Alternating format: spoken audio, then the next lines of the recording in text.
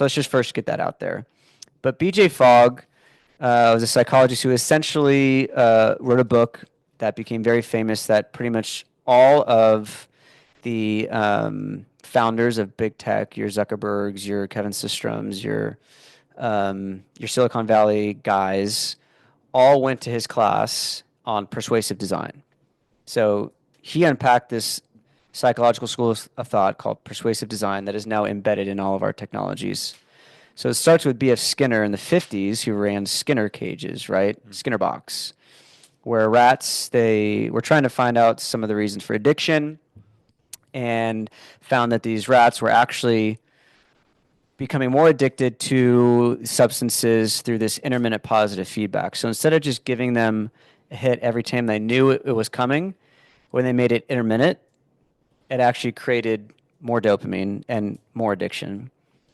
When they had to play the lottery to get their dopamine hit, Variable rewards. that was more effective than, oh, I just run over to this bottle and get the Yeah. cocaine-laced water. Yeah. So they had morphine or cocaine-laced water, and eventually would just ping the thing enough to where they died, right?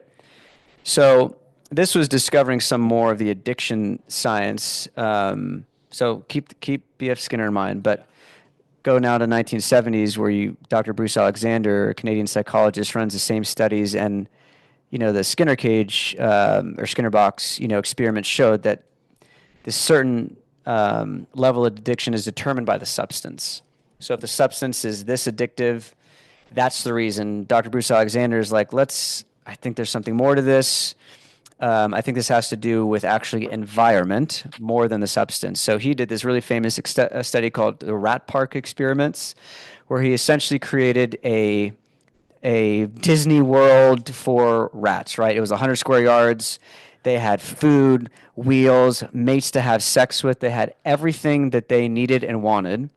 Now, also during that experiment, they put in the water that had the morphine or the addictive substance, cocaine or whatever. And to their surprise, the rats never took it. They had physical exercise, they had food, they had sex, they had play. They didn't get addicted to the addictive substance in the cage. So what Dr. Bruce Alexander kind of discovered and actually showed is that actually it was isolation that leads to addiction and environment way more than just the addictive substance itself. And did these studies again on humans as well. And I found the same thing in these Aboriginal kind of communities that actually when they were put, in these different environments, the levels of addiction went up radically.